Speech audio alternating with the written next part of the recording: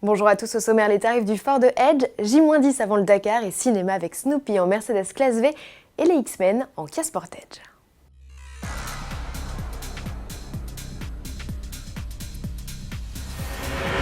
Octobre 2014, Ford dévoile sur son immense stand du Mondial de l'Automobile de Paris un nouveau SUV, le plus gros de sa gamme en Europe, le Edge.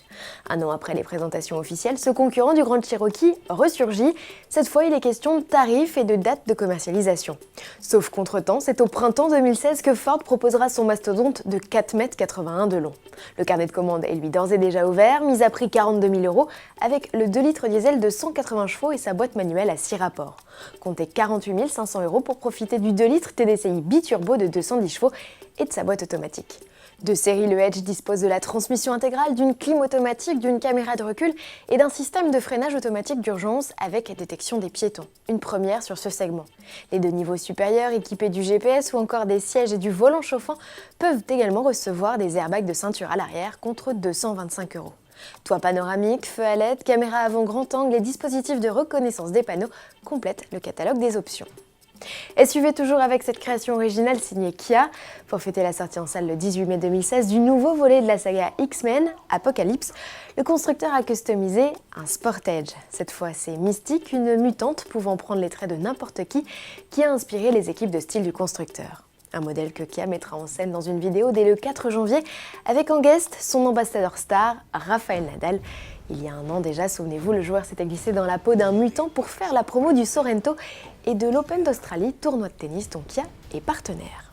Partenaire d'un film, Mercedes l'est aussi. La firme étoilée a mis à disposition de Snoopy, Charlie Brown et de leurs amis un Classe V pour assurer la promo de leurs premières aventures cinématographiques en 3D ce 23 décembre au cinéma.